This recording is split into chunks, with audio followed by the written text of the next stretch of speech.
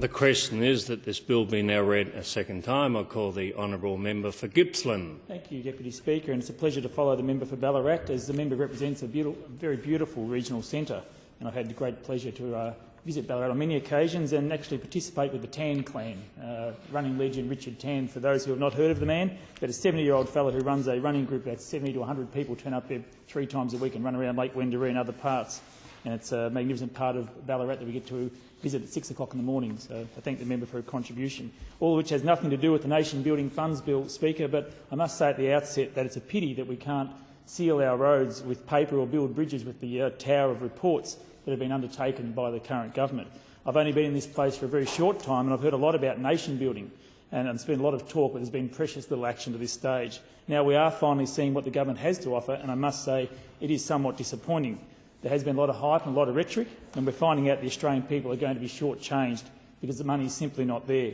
The government announced in the 2008 budget there would be $41 billion in the funds by July 2009, but there's only $26.3 billion to be allocated at the fund's inception on January 1, 2009.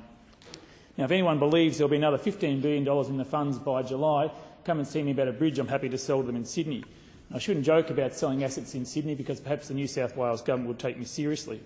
But, Deputy Speaker, I'd like to take up some of the points made by the Infrastructure Partnership Australia in its submission to the Senate Select Committee. And the IPA commented regarding future budget allocations, and I quote, "The dwindling reserves to the federal budget are of concern, given the stipulation that future allocations beyond the initial contribution will be made as budget circumstances permit. The IPA shares my concerns that there may not be a lot more money on the way for any of these funds." The IPA also commented, "We hope that these funds prove to be long-term investment vehicles, not ones which will fall away after the initial endowment from the 2007-08 budget surplus." These are all good points, and the funding must continue beyond the electoral cycle, and if we are fair dinkum about nation building, they must be above party politics. Deputy Speaker, there's been a lot of accusations from those opposite during the debate on this bill. I've heard accusations of rorts of previous programs, and the Regional Partnership Initiative has been bandied around a great deal. And obviously the speechwriters have dished up the usual key lines and rhetoric, and we've had parrots in the government reciting them word for word. But they should be careful about repeating some of these accusations, like those which have been put forward in this place by the Minister for Infrastructure, Transport, Regional Development and Local Government. The Minister does tend to get a little bit carried away on occasions, and a couple of weeks ago he spoke on regional partnerships and referred to National Party ministers, and I quote, "They were consistent in their inaction, in their drift, in their nepotism and in the corrupt way they handled the regional partnerships program." That's what he said. The minister has accused former National Party ministers of being corrupt. Now, I believe that's an outrageous slur and does nothing to reflect on the quality of debate in this House. I really think it's a bridge too far, but perhaps the only bridge the minister has built in the past 12 months. Deputy Speaker, at least we did have a regional development program in place. At least the former government actually invested in projects on the ground in regional areas and not a tower of reports and reviews. All we've seen from this government in the past 12 months is talking about what it's going to do one day with the money left to it by the former coalition government. But the minister really can't have it both ways. He really has to make up his mind on this issue. On the one hand, he constantly attacks the Nationals as being a spent force, delivering nothing for regional areas, and that's the substance of his almost daily attacks in this place. But on the other hand, he accuses the Nationals of pork barrelling and delivering projects to country areas that should never have been approved. You can't have it both ways. We either delivered or we didn't, Minister. I think that's duplicity and hypocrisy on a grand scale, and I think I've become used to it in my short time in this place. There's a lot of spin and not a hell of a lot of substance to some of the material put before us.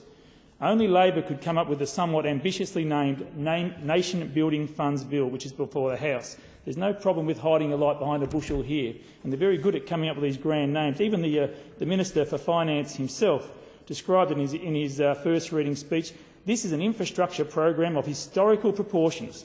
Nation building. Doesn't it sound grand? You'd think that a minister would actually build something before he started bragging and crowing about the achievements of historic proportions. That hasn't stopped the Minister for Infrastructure, Transport and Regional Development either. In one of my first weeks in this place, the minister attempted to take me to task for writing to him to seek an update on a $140 million project to duplicate the Princes Highway east of Traralgon. The minister sought on that occasion to ridicule me for writing on behalf of the people of Gippsland to seek details on the project. Now, the problem was it was the government's own promise. The Rudd government had promised $140 million and it was notably absent in the budget papers. And as it turned out, there was $500,000 there for planning works. So the people of Gippsland are still waiting for another $139,500,000. I look forward to the day when the minister actually stops playing games with that funding and delivers on that promise. Deputy Speaker, those opposite seem to take offence whenever the opposition asks questions about policy decisions, and I believe it's only reasonable the opposition asks such questions. With these changing economic circumstances around the world, they do warrant a quick response, but it's not in the interests of the nation for the opposition to be mute at this occasion. It's reasonable to offer bipartisan support while at the same time reserving the right to ask serious questions about the various packages developed by the government. These three infrastructure funds which are dealt with under the bill deserve to be closely scrutinised. These are uncertain economic times and we have entered uncharted waters. It's only reasonable for the opposition to keep the government up to the mark, particularly, Deputy Speaker, when half the forecast budget surplus is about to be spent under the economic stimulus package, and we find the forecast for the budget surplus has been slashed to about $5 billion. Now, that is a remarkable turnaround in the past 12 months, and there's plenty of members who have already mentioned it, but it's worth repeating.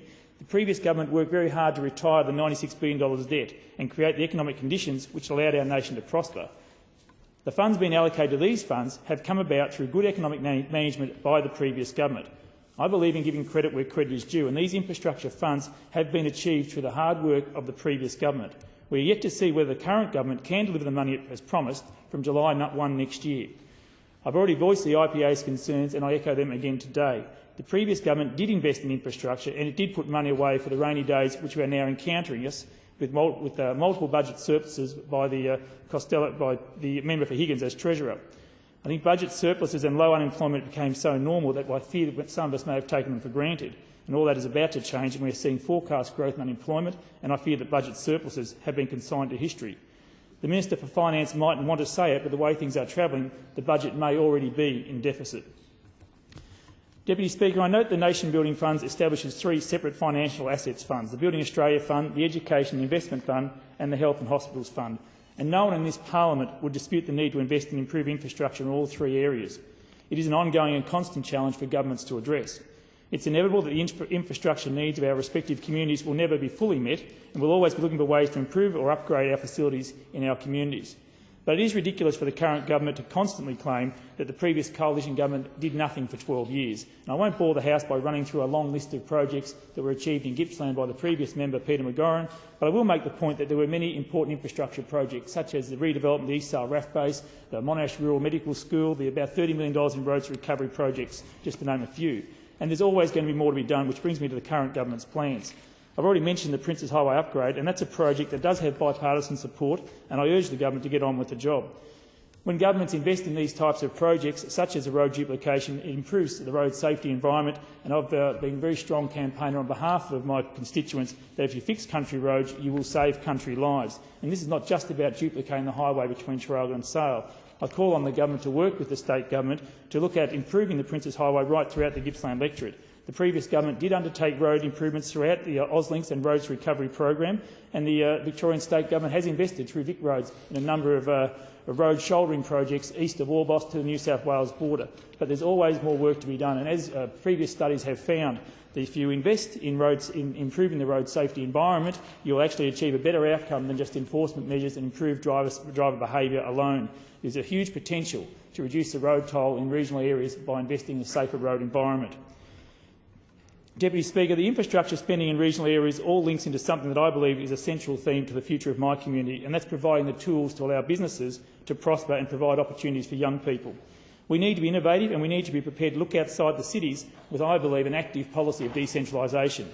Melbourne is bursting at the seams and it doesn't seem to have enough water to meet its needs. The traffic congestion is chaotic, the public transport system is disastrous, and I believe the Brax and Brumby governments have a lot to answer for. But we shouldn't be rewarding that ineptitude with a bailout from the federal government focused only on Melbourne's metropolitan needs. Rather than support piping water to Melbourne with infrastructure projects like the reviled north-south pipeline being pushed by Labor at both state and federal level, which is going to suck the life out of the regional area of the Goulburn Valley, we should be supporting investment in infrastructure to help regional areas to prosper in the future. There are compelling social, economic and environmental arguments to support my view that ending the urban sprawl and supporting regional development are positive policy positions for the future. At a social level, one of the greatest challenges we face in Gippsland is to stop exporting all of our young people. We need to be investing in the infrastructure facilities in terms of health and education and skills training to provide the career opportunities for young people to either remain in our region in the first place or to return after they've had their chance to tour the world and gain the experience that they desire. At a purely economic level, if we train our own young people, they're more likely to help us overcome the skills shortage. There's a proven link between young people who are educated in a country environment, have the opportunity to learn those skills, then returning in the future. And we have enormous skills shortages in Gippsland in areas of health, engineering and a range of other professions. Now, I don't believe in making criticism for the sake of it, and the government has made some positive steps under its response to the global financial situation. The government's role, however, doesn't stop with the $10.4 billion economic stimulus package, which I note for the record will benefit Gippslanders to more than $60 million in the period after December the 8th. There is some criticism that if this just turns into a one-off spending spree, we will have no surplus to spend in the future, and we may have wasted the opportunity. But unlike some others, I actually have confidence that the economic stimulus package can work, and I hope the majority of people will use it wisely. We don't want to see a leap in pokies revenue, of course, and the day after the bonus payments arrive, but I have faith that the majority of people will use the funds wisely. I do fully support the payments to the very needy pensioners, carers and people with disabilities, but I wonder whether we couldn't have done it better in terms of the family tax benefit Part A recipients, whether we would have been wise to be providing families who are going to receive a lump sum of $4,000 to $5,000 with some assistance perhaps in financial management and ensuring that the funding is used in a productive way. And I think that was perhaps a weakness in the policy, but given the short timeframes, I understand the urgency of the situation. Beyond those one-off payments, though, there needs to be a commitment to infrastructure investment, and that is where I hope Gippsland will receive a fair share of the resources which are going to be allocated under the Building Australia Fund, the Education Investment Fund and the Health and Hospitals Fund. I acknowledge that Gippsland councils did particularly well out of the $300 million program announced last week after a local government summit. The Wellington, Latrobe and East Gippsland Shires all received in excess of $1 million, and I'm happy to report that there are many projects ready to roll in Gippsland as a result of that. Now, that is partly because of the complete absence of regional development initiatives over the past 12 months. There was a vacuum that was left after the disbanding of the Regional Partnerships program, so we are playing catch-up, and I'd like to see a longer-term commitment to this type of program where local government actually gets a guarantee of a fund of that sort of magnitude for 2, 3 and 4 years into the future. They can then plan with some level of certainty for these smaller-scale infrastructure projects, which they can get going perhaps better than any other level of government. Deputy Speaker, investing in regional infrastructure will obviously help local communities to prosper in the future, and investing in these longer-term regional development projects is a way to stimulate economic activity in the longer term, with the construction phase will obviously assist with the unemployment forecast which we all fear, and the infrastructure itself should help to improve productivity in the longer term. The previous government, as I said, did invest in regional infrastructure. It did support local communities to help create sustainable jobs, and it did deliver results, but there's always going to be more work to be done. And as I cast my eye around Gippsland, there are a range of projects that I would encourage the federal government to consider very, very seriously in the next 12 months. The Sale Indoor Regional Sports Complex has a very good mix of an education outcome and a healthy lifestyle outcome. The Minister for Sport visited Gippsland during the Gippsland by-election process, and I think she actually accepted the merits of the proposal. There's a $5 million shortfall in the funding required by Wellington Shire. There is a commitment from the Wellington Shire and the state government to participate in this project, which will develop a regional indoor sports centre as well as relocating the outdoor netball courts, and I believe it's a project that the Minister should look favourably upon in the future. Similarly, in terms of major infrastructure development, with this Building Australia Fund talks about investing in water infrastructure, the McAllister Irrigation District 2030 plan, which I've mentioned before in the House, and again the Minister for Agriculture visited during the Gippsland by-election. We did get a lot of visitors during the Gippsland by-election, funnily enough.